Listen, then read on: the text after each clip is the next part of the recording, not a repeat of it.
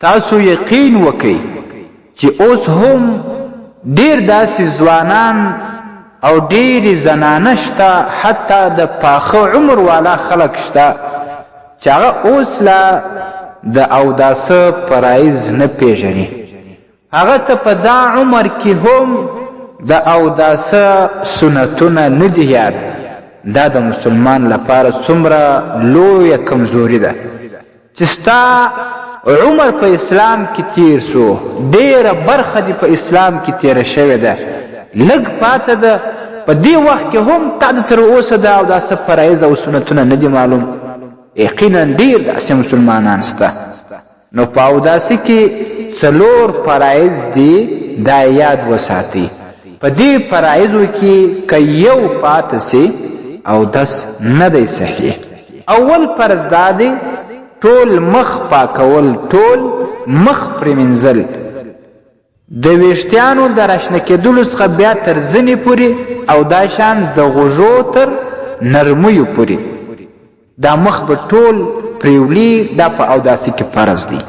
او که دا یو وار پریولي په یوه وار باندې دا ټول مخ لوند سي هم بس فرض ادا سو.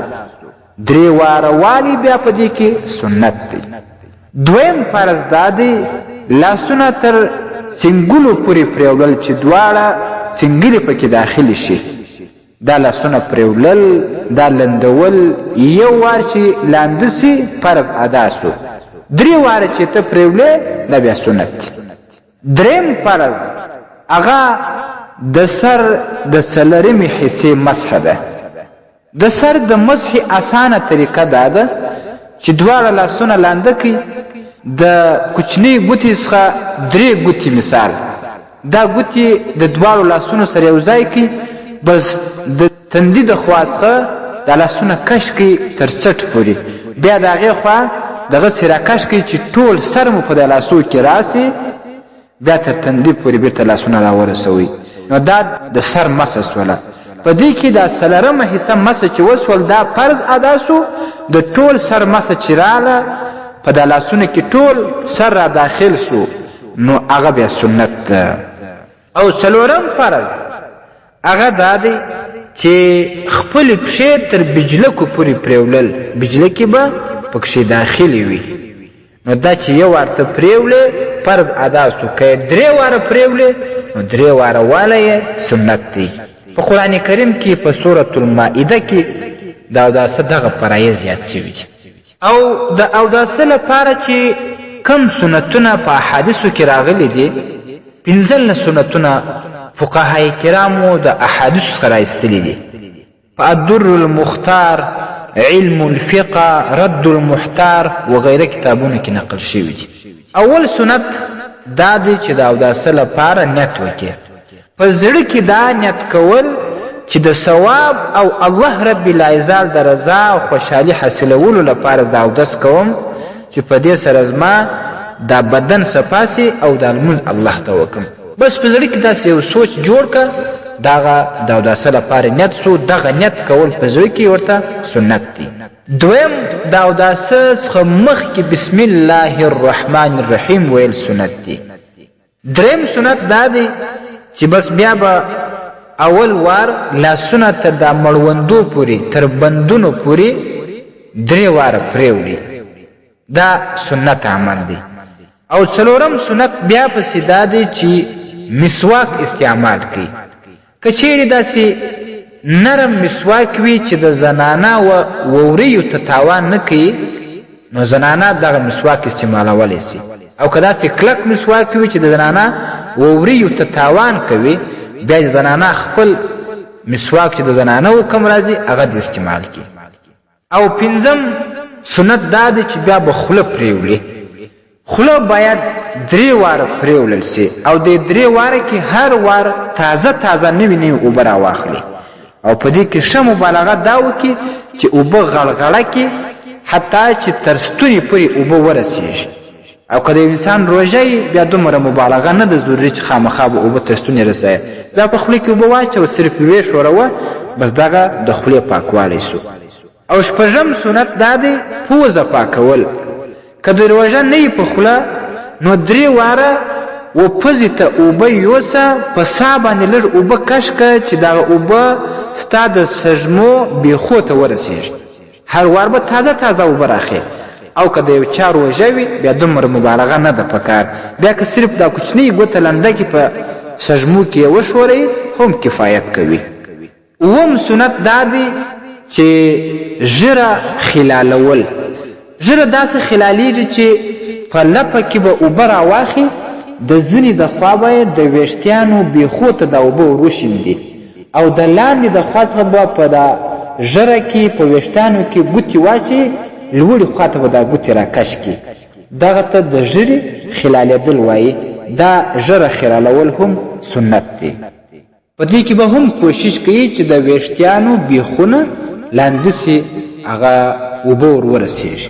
اتم سنت دا دی چې بیا به نو د ګوتو د خوا څخه دا رسته لاس پرېوي تر څنګلې پورې. داسې به نه کوي چې د څنګلې د خوا نه یې را شروع کړي. د ګوتو د خوا دا لاس پرېول کېږي، په لاس کې به اوبه واچي، لاس به خپله پورته کړي چې اوبه د څنګلې خوا ته ولاړې سي، بیا دې وموږي. بیا یې دغه رقم چپه لاس وموږي چې دا دواړه لاسونه یې تر څنګلو پاک کړل. نو نهم سنت به داسې چې بیا به د دواړو لاسونو ګوتې خلال کړي. مطلب دا چې د چپې خوا به د یوه لاس په ګوته کې ګوتې واچوي، راکش به کړي چې بیخونه یې لاندې سي، او بیا به د چپه لاس په ګوته کې د راسته لاس ګوتې واچي، هغه بیخونه به لاندې کړي. دا نهم سنت دی. او لسم سنت خو نو بیا دا دی چې د دې وروسته د سر مسح کېږي. د سر په مسح کې د سر څلرمه حصه مسح کول فرض وه. ما درته وویل چې ټوله سر مسح سي، نو دا به سنت دی، دا سنت به ادا سي. او یولسم سنت دا دی د غوږونو مسح کول. په غوږونو کې دننه هم ګوتول، د غوږونو شاخوا هغې کې هم دا بټه ګوته شورول، دا پنډه ګوته چې دا لاندې سي. او په دې کې دا شرط نه ده چې تازه اوبه راواخې. که هغه د سر په مسح کې ستا لاسونه لاندې، بس په هغو لندووالي باندې د خپل د غوږونو مسح هم وکړه. دولسم دا چې هر اندام درې واره پرېولل. هر اندام درې واره پاکول دا سنت عمل دی. دې باید ډېر زیات خیال وساتل سي.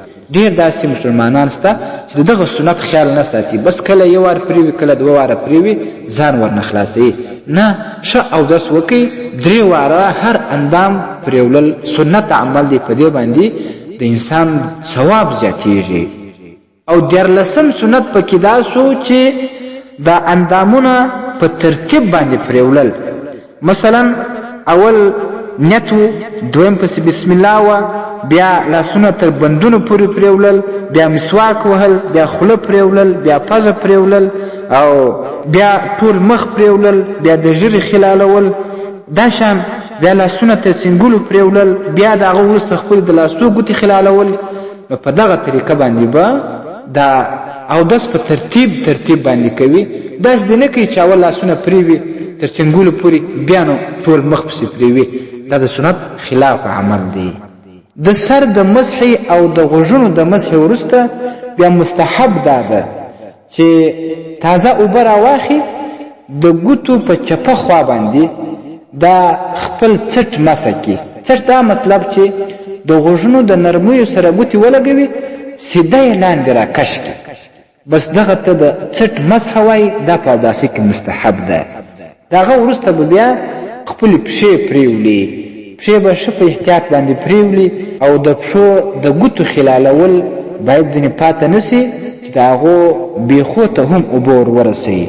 او څوارلسم سنت دا دی چې پرله پسې اودس کول. د یوه اندام د پاکولو وروسته دومره ځنډ نه کول چې هغه مخکې اندام چې کوم تا پرېوړلی دی هغه درسره وچ سي. پرله پسې به تا خپل اندامونه پرېولې. البته که د یو عذر په وجه باندې ته پر وزندېږې او هغه مخکې اندام درنه وچ سي، د عذر په وجه پروا نه لري. دا چې ته قصدن پرله پسې والی نه کوې، سست یې کوې، په یوه شي ځان اخته کې، په بل شي ځان اخته کې، نو په دغه شان باندې هغه یو اندام وچ سي، بیا ته دا بل اندام پرېولې. دا د سنتو مخالف عمل دی. او پنځلسم سنت دا دی چې دا اندام چې ته پرېولې، که مخ یې، که لاسونه یې، که پښې یې، که بل ځای، دا به موږ یې. په دې کې مژل سنت دی چې دا بل لاس ور باندې تیر کې هغه اندام شلون سي شی و مژه. نو دغه د اوداسه لپاره سنت دی چې فقهای کرامو د احادیث څخه راایستلي دي. ستاسو د اسلامي پښتنو جوابونکي مفتي حکیم الله صابر الحنفي صاحب.